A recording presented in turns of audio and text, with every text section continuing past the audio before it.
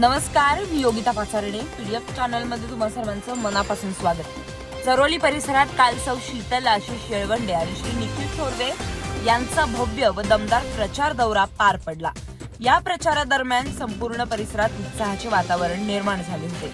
गल्लोगल्ली वस्तीवरून प्रचार करत दोन्ही उमेदवारांनी नागरिकांशी थेट संवाद साधला आणि विकासाचा ठोस अजेंडा मांडला. सौ शीतल आशिष येळवंडे यांनी चरोलीतील मूलभूत प्रश्नांवर ठाम भूमिका मांडली.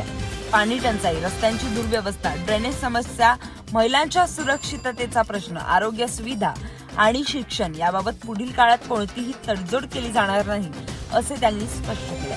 राजकारण हे फक्त सत्तेसाठी नसून सर्वसामान्य नागरिकांचे प्रश्न सोडवण्यासाठी असते असेही त्या म्हणाल्या. चरोलीच्या विकासासाठी आम्ही शब्द नव्हे तर काम करून दाखवू असा विश्वास त्यांनी नागरिकांना दिला.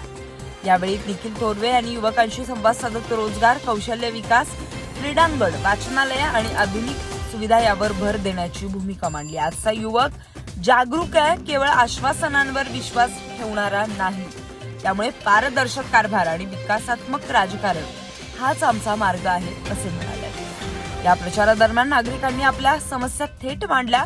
अनेक वर्षांपासून प्रलंबित असलेले रस्ते, ड्रेनेज, कचरा व्यवस्थापन, पाणी पुरवठा यांसारख्या प्रश्नांवर दोन्ही उमेदवारांनी गांभीर्याने दखल घेत तातडीने पाठपुरावा केला जाईल असे ठाम आश्वासनही दिले. प्रचारादरम्यान केवळ राजकीय कार्यकर्तेच नव्हे तर सामान्य नागरिक, कष्टकरी वर्ग आणि ज्येष्ठ नागरिक मोठ्या संख्येने सहभागी झाले होते.